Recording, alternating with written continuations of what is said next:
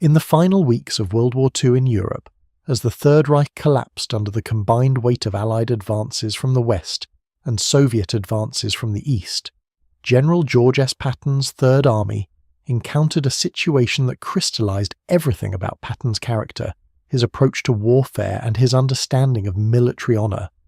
A German general, commanding forces that were surrounded, outgunned, and facing certain destruction, refused to surrender. His reasons were rooted in a combination of professional pride, ideological commitment, and a calculation about his personal fate that made continued resistance seem preferable to capitulation. What Patton said to that German general, the specific words he chose, the manner in which he delivered them, and the reasoning he employed to convince a professional soldier that surrender was both the militarily rational and personally honourable course of action, reveals Patton at his most complex and most human. This is not simply a story about military confrontation, but about two professional soldiers from opposing traditions attempting to communicate across the enormous gulf of a war that had exposed the worst of human nature, finding in the language of military professionalism a common ground that ideology and enmity had not entirely destroyed. The incident occurred in late April 1945, as Third Army was driving deep into southern Germany and into Austria. The pace of the advance was extraordinary, even by Third Army's remarkable standards. German resistance was fragmenting rapidly, with entire units surrendering, dissolving, or simply ceasing to exist as coherent military organizations. The roads were clogged with German soldiers moving westward, some still armed and organized, others already disarmed and waiting to be processed as prisoners of war. The war in Europe had days rather than weeks remaining, and the question was no longer whether Germany would be defeated, but only how many more people would die before the inevitable end. Against this backdrop of disintegration and surrender, the refusal of one German general to capitulate stood out as particularly significant. The general in question commanded a garrison force in a medium-sized German city that sat astride one of Third Army's primary routes of advance. His force, which included remnants of several Wehrmacht units along with SS troops and various auxiliary forces, numbered perhaps 5,000 to 8,000 men. The city itself contained a substantial civilian population, and the German general had made preparations to defend the city street by street, block by block, in the kind of fanatical urban defence that had turned other German cities into charnel houses. The German general's refusal to surrender was based on several factors that his subsequent communications with American forces made clear. He had received explicit orders from higher German command, orders that still flowed through whatever remained of the Wehrmacht's command structure in these final chaotic days, instructing him to defend his position to the last man. These orders were accompanied by threats of consequences for any German commander who surrendered or abandoned his position without authorization. The regime that had sent these orders was by this point a ghost of its former self, incapable of enforcing them in any meaningful way, but the general had spent his entire career in a military culture that placed absolute premium on obedience to orders, and abandoning that framework even at the very end was psychologically difficult. He also had concerns about his personal fate that went beyond abstract questions of military honor. German propaganda had worked effectively to convince German soldiers that American and Allied forces would treat captured Germans harshly, that surrender would mean death or brutal imprisonment, and that the alternatives to fighting were worse than the fighting itself. For a senior general who had commanded forces that had fought on the Eastern Front, where genuine war crimes had been committed by German forces, there was particular reason to fear that capture might lead to war crimes prosecution. The general knew what German forces had done in the Soviet Union, and he had reasonable grounds to worry about how that knowledge would affect his treatment as a prisoner. Third Army's forward commanders, encountering this refusal and recognizing that reducing the city through conventional assault would be costly both in American casualties and in civilian deaths, reported the situation to Patton's headquarters and requested guidance. Patton's initial response was characteristic.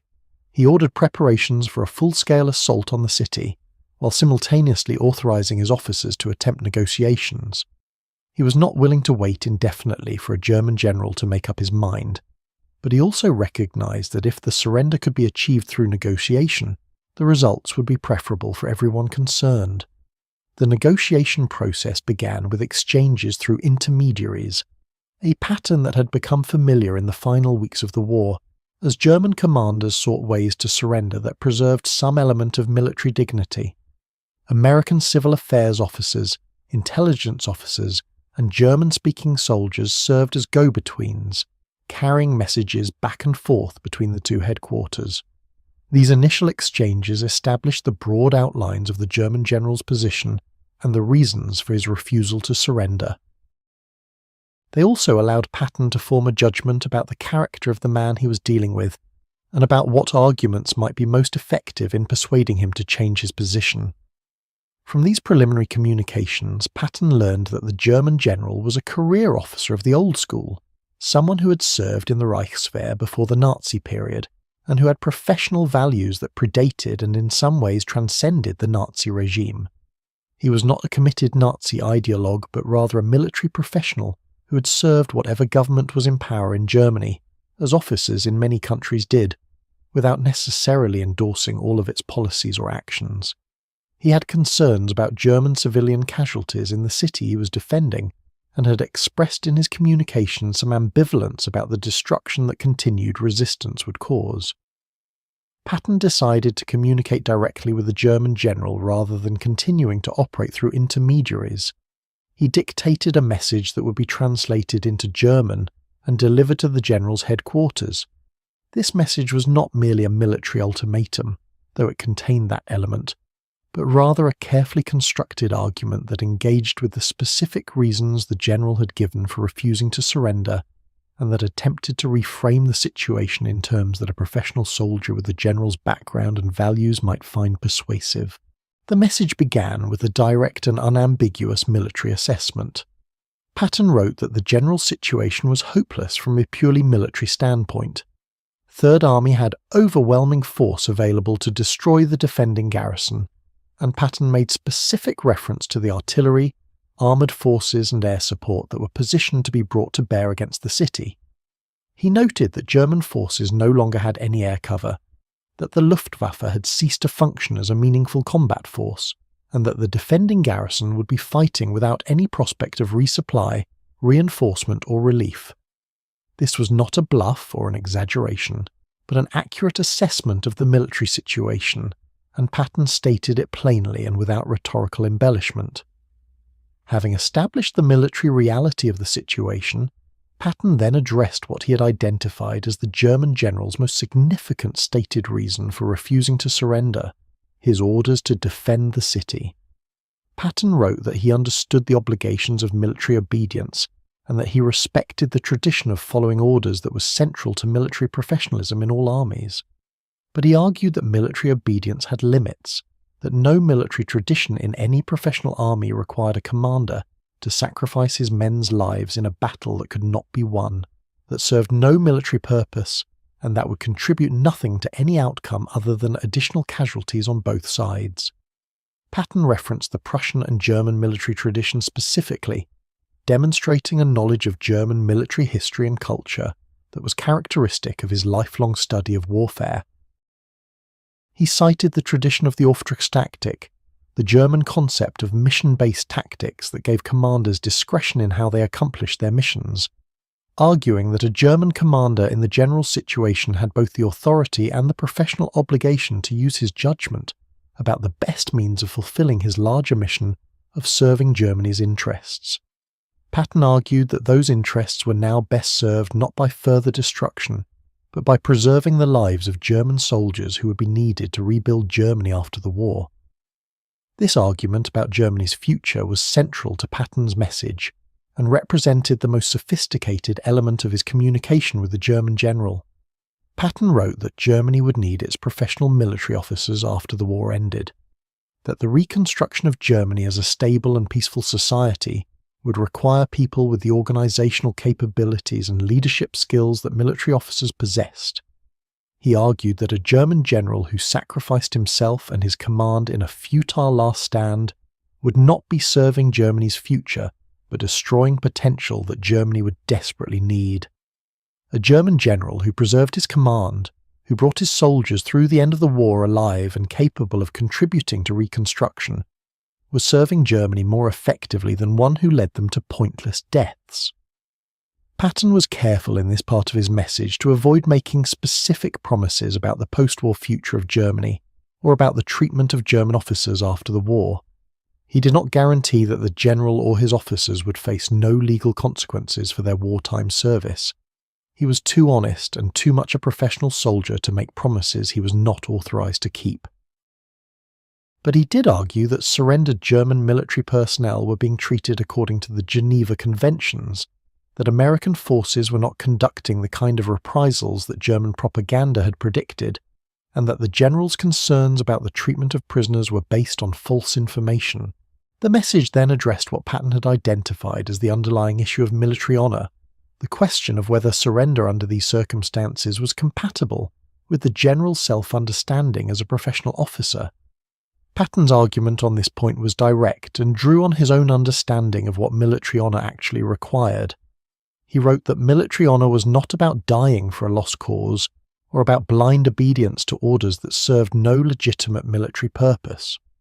Military honour was about fulfilling your obligations to your soldiers, to the civilians under your protection, and to the genuine interests of your country. A commander who chose to defend a city to the last man, knowing that the city could not be held, that the war was already lost, and that the only result would be additional deaths, was not acting honourably, but was performing a theatrical gesture that had nothing to do with actual military virtue. Patton went further, writing that the German general had an obligation to the civilian population of the city that he was using as a battlefield. The civilians who lived there had not chosen to be in a defended city in the final days of a lost war. They were ordinary people who had already suffered through years of wartime deprivation and who faced the prospect of having their homes and community destroyed in a battle that could change nothing about the ultimate outcome of the war. Patton wrote that a professional soldier's responsibility to minimize civilian casualties was not suspended by the final weeks of a desperate defensive campaign, and that choosing continued resistance, knowing what it would mean for the city's civilian population, was itself a form of military dishonor. The message concluded with a direct and personal appeal that was distinctly Pattonian in its frankness. Patton wrote that he was a professional soldier who had studied military history for his entire adult life, that he had the deepest respect for the German military tradition and for the professional competence that German officers had demonstrated throughout the war. He wrote that this respect made it all the more important to him that the general make the decision that a professional officer's judgment and conscience demanded, rather than a decision based on threats from a collapsing regime that no longer had any legitimate claim on military obedience. He stated directly that he would rather accept the surrender of the general's command and treat them as the professional soldiers they were than destroy them in a battle that neither side needed to fight. The delivery of this message to the German general's headquarters was accomplished through a German-speaking American officer who crossed into the defended area under a flag of truce. The officer later reported that the message was received by the general's adjutant and that there was a period of several hours during which no response was forthcoming. During this time, American forces maintained their positions around the city and continued their preparations for the assault that Patton had ordered would proceed at dawn if no surrender had been received. Artillery was positioned, assault routes were reconnoitred, and air support was arranged. What happened during those hours of silence on the German side has been reconstructed partly from the general's own subsequent account, and partly from the accounts of German officers who were present during the deliberations. The general gathered his senior officers and read them Patton's message. The response from his staff was not uniform. Some officers argued that they had their orders, and that military discipline required obedience to those orders regardless of the circumstances.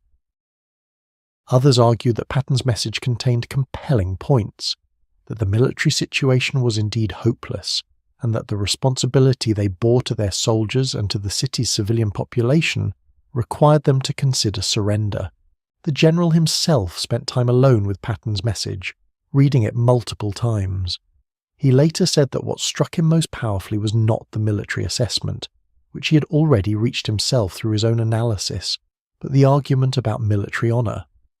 He had been telling himself that continued resistance was demanded by his honour as a German officer, that surrendering without authorization would be a violation of the values that had defined his entire professional life.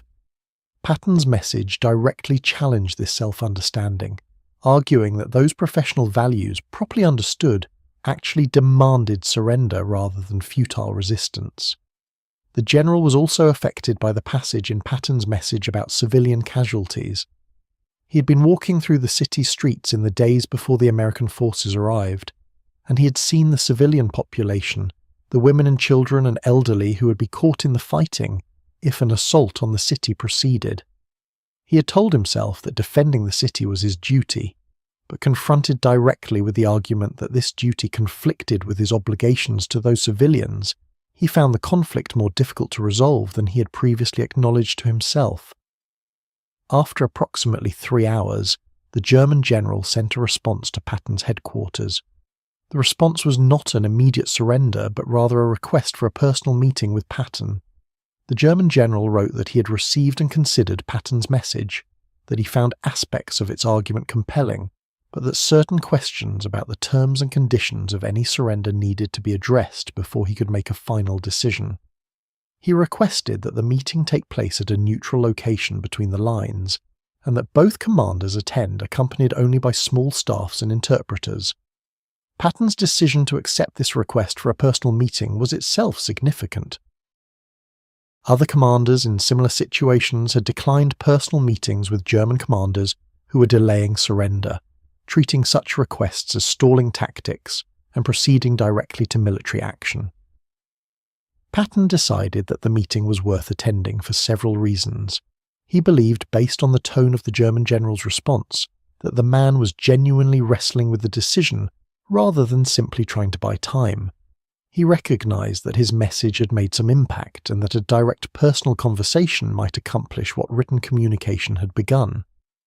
And he was genuinely interested in engaging directly with a German professional soldier whose career and background he had studied through the intelligence reports his staff had compiled. The meeting took place in the early afternoon, at a location between the lines that had been agreed upon by both sides. Patton arrived in his characteristic style, impeccably uniformed, wearing his rank insignia and his decorations, with his pearl-handled pistols visible.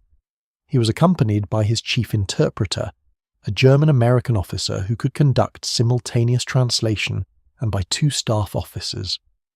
The German general arrived with a similarly small entourage, also in full uniform, and the 2 men met for the first time face to face. What passed between them in the next hour and a half has been documented through the accounts of both sets of staff officers who were present, through Patton's own diary entry written that evening, and through the post-war memoir of the German general himself. The accounts are consistent in their broad outlines, even where they differ in specific details, and together they provide a remarkable picture of 2 professional soldiers attempting to reason through a profoundly difficult situation. The meeting began formally. Both men introduced themselves and acknowledged each other with the courtesies that professional soldiers exchange even under the most difficult circumstances. Patton spoke first, summarizing the military situation and reiterating the essential points he had made in his written message. He spoke directly and without condescension, addressing the German general as a fellow professional whose intelligence and judgment deserved honest engagement rather than rhetorical manipulation. The German general then raised the specific concerns that had been holding him back from surrender. He spoke about his orders, about the consequences he might face from his own side if he surrendered without authorization, and about his concerns regarding the treatment of himself and his officers after capture. He asked Patton directly whether he could guarantee that German officers who surrendered would be treated according to the Geneva Conventions, and would not face political or legal persecution solely on the basis of their military service.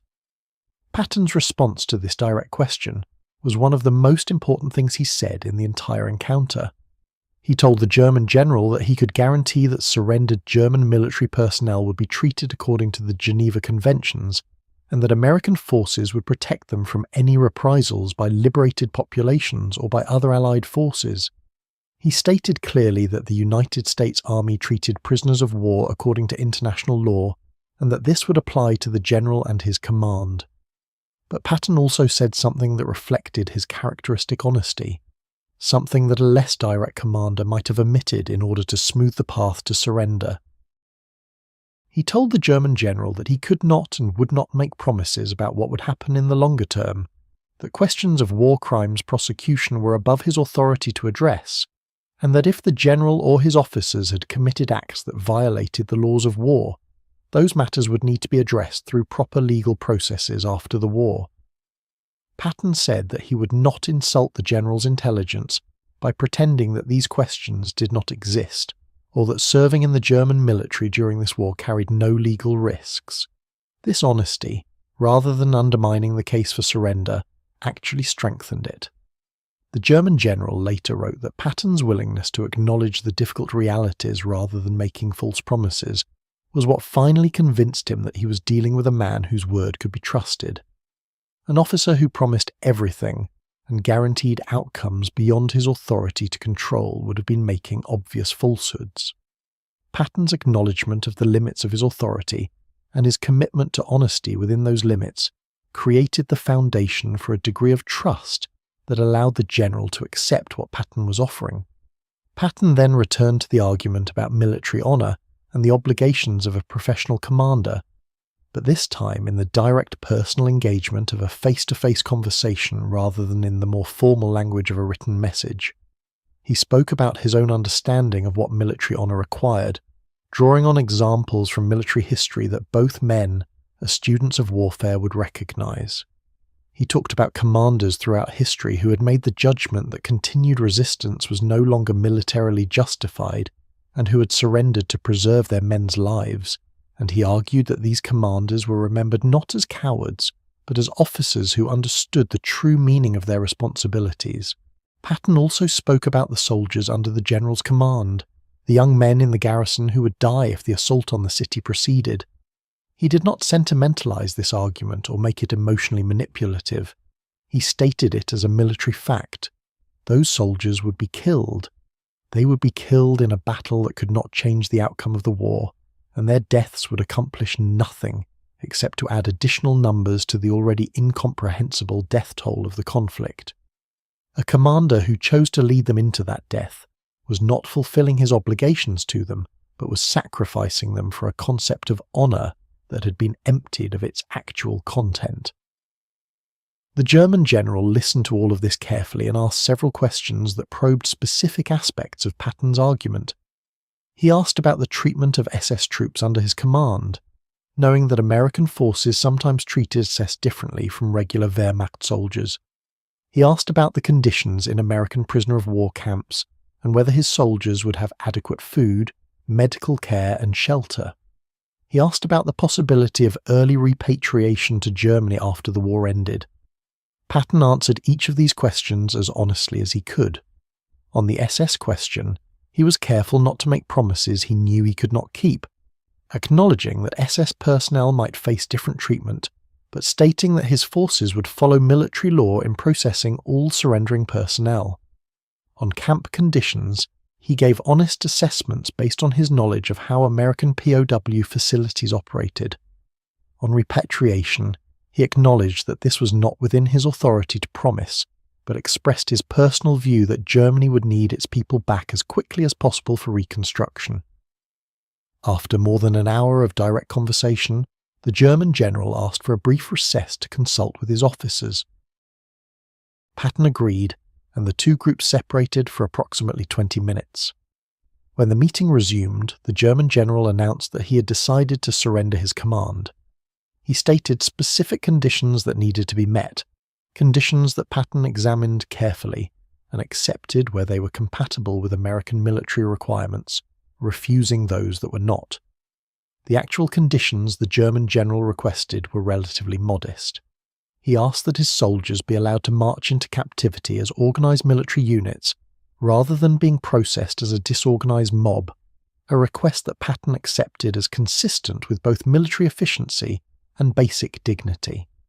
He asked that German officers be allowed to retain their personal sidearms temporarily as a symbol of surrendering with military honour rather than having those weapons seized from them before the formal surrender, a request that Patton accepted with specific conditions about when the weapons would be surrendered. He asked that German medical personnel and their equipment be allowed to continue treating German wounded even in captivity, a request that Patton accepted immediately as consistent with both humanitarian principles and military law. Patton refused the general's request that his SS troops be treated identically to Wehrmacht troops in processing and camp assignment, explaining that this was a decision above his authority and that he could not make representations about SS personnel that went beyond what military law required. He refused a request for specific commitments about the time frame for repatriation, again citing the limits of his authority, and he refused a request that German military equipment and records be destroyed before the surrender rather than captured, explaining that captured equipment and records were legitimate military property and that American forces had legitimate interest in them. The negotiation of these conditions took approximately another 30 minutes. When all points had been addressed, the two generals shook hands to seal the agreement, a gesture that was noted by all observers as carrying significant symbolic weight given the circumstances. The German general then returned to his headquarters to issue the orders for his garrison to stand down and prepare for surrender. Patton returned to his headquarters to make the arrangements for receiving the surrendering force. The actual surrender proceeded the following morning. German forces laid down their arms and assembled as their general had agreed. American forces moved into the city without firing a shot. The civilian population, which had been bracing for the kind of destructive urban battle that had devastated other German cities, found instead that the fighting had ended before it began. The local German commander's decision to surrender, made after his conversations with Patton, had saved the city and its civilian population from a battle that would have caused enormous suffering. For Patton, the incident confirmed a view of military professionalism that he had held throughout his career, the belief that professional soldiers of all armies, whatever their national or ideological differences, shared common values of honour, duty, and care for their soldiers that could sometimes transcend the hostilities of war and make communication and reason possible even in extreme circumstances. He wrote in his diary that the German general was a professional who had made the right decision when properly presented with the arguments that supported it, and that the result was better for everyone than the alternative would have been. The German general's post-war memoir, written in the 1950s, provides insight into how he experienced the encounter with Patton. He wrote that Patton had surprised him by engaging with the substantive reasons for his refusal to surrender, rather than simply issuing threats and ultimatums. He had expected an American general known for his aggressiveness and his impatience to simply present military force and demand immediate compliance. Instead, he found a man who had studied his background and his professional values, who understood what a German officer of his generation believed about honour and duty, and who engaged directly with those beliefs rather than dismissing them. The German general also wrote about the specific argument that had been most persuasive, which was not the military assessment of the hopelessness of his position, which he had already reached himself, but Patton's argument about the obligations of a professional commander to his soldiers and to the civilians in the city he was defending. He wrote that this argument forced him to examine whether his concept of military honour was actually compatible with continued resistance, or whether, properly understood, that honour actually demanded the decision to surrender. The broader historical significance of what Patton said to the German general, who refused to surrender, lies in what it reveals about the possibilities of professional military culture as a medium for communication even between enemies. Patton's approach was not based on humanitarian appeals or on ideological arguments about the evil of Nazism or the justice of the Allied cause. It was based on arguments drawn from the shared professional framework that both men, as career military officers, inhabited. Patton spoke to the German general as one professional to another, on terms that the general could recognize and engage with, and this approach proved more effective than pure military coercion would have been. This aspect of Patton's approach reflects one of his less often recognized capabilities, his genuine understanding of military culture and military professionalism across national boundaries, his ability to think like the opponents he faced, and to find the arguments that would resonate with them specifically rather than with generic opponents. His lifelong study of military history, his reading of German military theorists, his understanding of the Prussian officer tradition, all of this gave him tools for communication with German professional soldiers that other commanders might not have possessed. What Patton said to the German general who refused to surrender was, in essence, a comprehensive engagement with all the reasons for that refusal, delivered with characteristic directness, informed by genuine knowledge of German military professional culture, and grounded in Patton's own deeply held views about what military honour actually required. He did not simply demand surrender. He made the case for it on grounds that a professional German officer could understand and accept, and he did so with the kind of personal engagement and honest communication that created sufficient trust for the argument to be heard.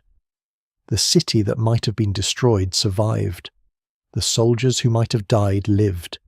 The civilians who might have been caught in urban combat went through the end of the war without experiencing the final catastrophic violence that so many other German cities experienced. These outcomes were the direct result of what Patton said to the German general who refused to surrender, of his decision to engage with that refusal through argument and professional communication rather than simply through military force, and of his ability to find in the shared language of military professionalism a way to reach an adversary across the enormous gulf of a brutal and terrible war